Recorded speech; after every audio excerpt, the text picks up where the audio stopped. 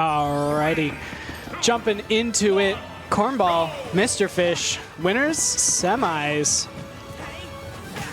Mr. Fish really not sure who to root for when it came to their bracket path because they got beat by DLV the last 2 times they played, or the last 3 times they played.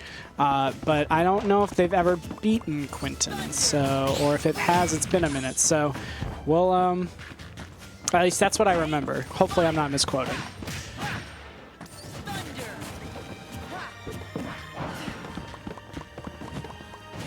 Starting off on small battlefield, a little interesting. So I guess Sora doesn't have to worry about Steve blocks that much blocking his recovery because all of his recoveries have good hitboxes. But I know that going to PS2 against Steve is actually not that bad if you are a character that can get easily blocked by a block at ledge. Ooh, excellent counter. Great reaction. Because Steve cannot place a block against the ledge at PS2.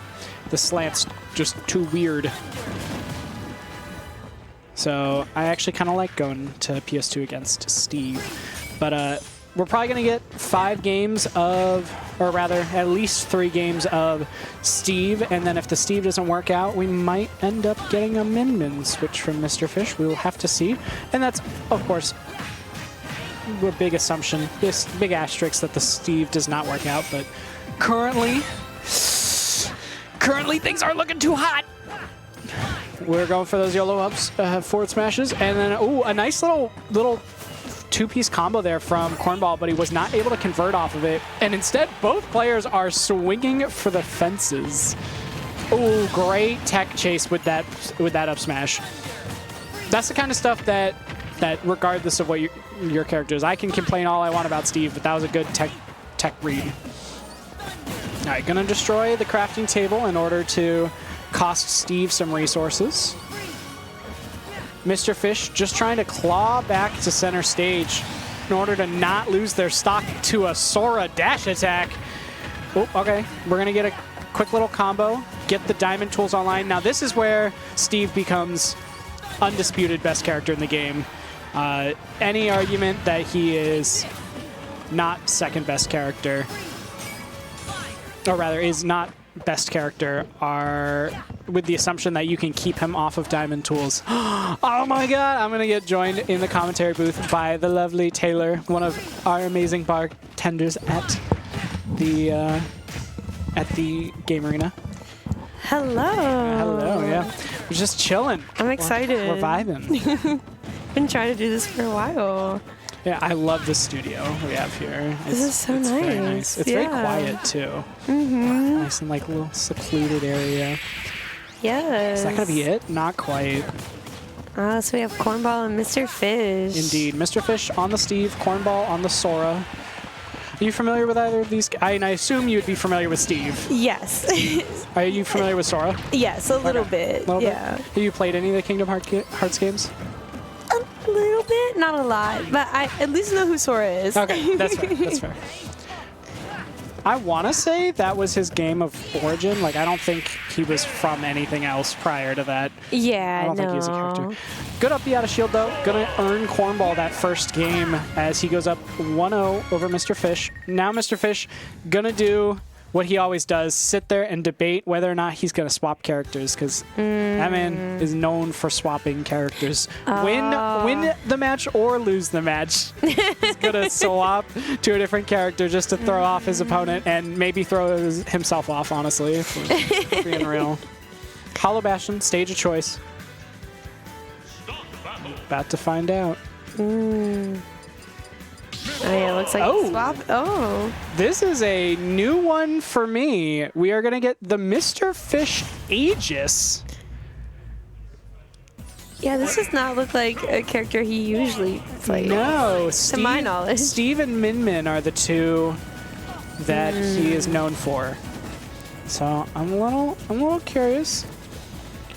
Pyra Mythra, obviously a very good character, top 5 character considered by most in the game. However, their biggest weakness is their recovery, and so I'm curious to see if Cornball will be able to exploit that weakness in this game.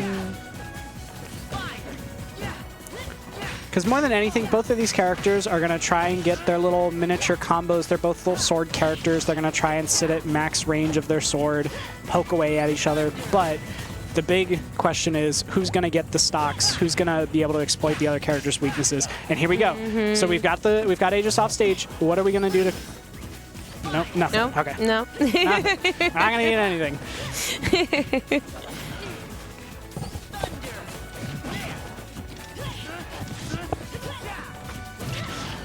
And Cornball's trying. We saw the Thundaga. We saw the down smash trying to 2-frame. Oh, that might have been a misinput from Mr. Fish. That could have been intended to be a dash, but instead he just kind of turned around and Cornball was able to catch up to him when he was unactionable due to the sword being thrown out. So when Pyra and Mythra, Pyra being the one that we see right now, when they throw out their sword like that, they can't attack or do anything else until the sword comes back to them. Gotcha. But we did see, indeed, Cornball did get the first stock. Now we're going to get to see, does Mr. Fish answer back quickly enough, or is Cornball going to kind of run away with this game? And it's looking like the latter. Yeah. Pun intended. Yeah, so that attack, see how the sword returns to him? Yeah, we're going to be... That is definitely a risky move to be throwing out, as we can see. Mr. Fish reeling. Yeah, and excellent counters from Cornball. That's the exploiting that recovery that we were talking about. And now all of a sudden, Mr. Fish was looking like he was in a decent spot. He was a stock down, but he had a lot of good percent on Cornball. Cornball was just like one good attack like that away. But all of a sudden, Cornball able to get a full stock lead. And now continuing the extra credit with these combos.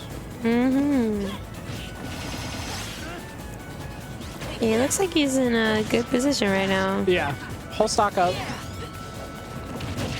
Kind of where you want to be, but Pyra and Mythra, very good at maintaining stage control. It's just going to be a question of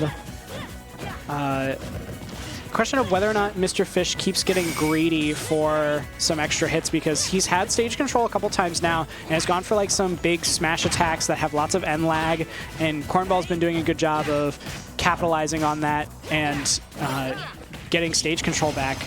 And right there we got to see the DLC privilege from Pyra and Mythra. Mythra, the other one. That's currently not being swapped to. Ooh, nice F smash. But she has a mechanic where if you press the dodge button, if your opponent hits you within the first few frames of that dodge activating, they get this slowdown effect on their opponent.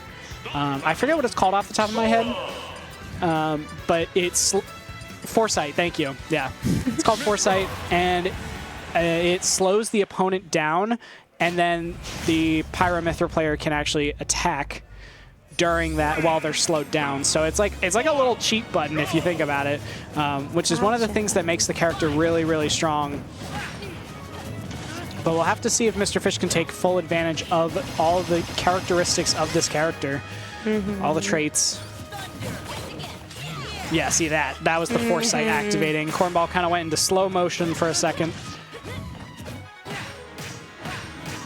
I'm seeing a couple good strings from Mr. Fish, but it doesn't look like he's comfortable knowing where to end the string or how to end the string. So he's starting to just swing on Cornball's shield, and he's getting punished for it. Ooh, great catch, and some terrible DI, unfortunately, from Cornball is going to lead to an extremely early stock that the game didn't even expect. We didn't even see the kill spark there. But that back air from Pyra, so strong.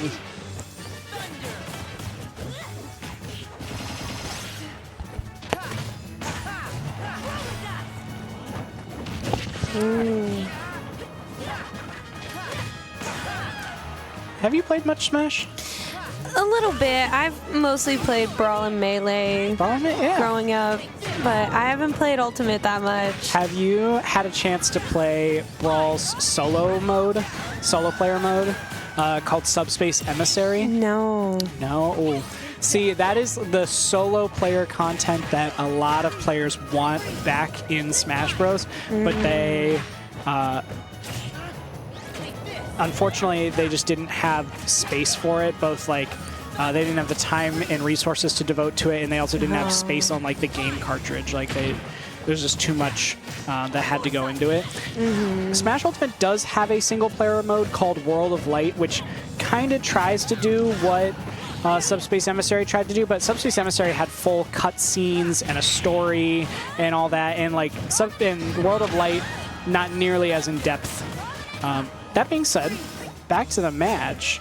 Cornball is trying to get this stock off Mr. Fish, but is kind of just smashing his face into a brick wall as Mr. Fish's defense is on point here.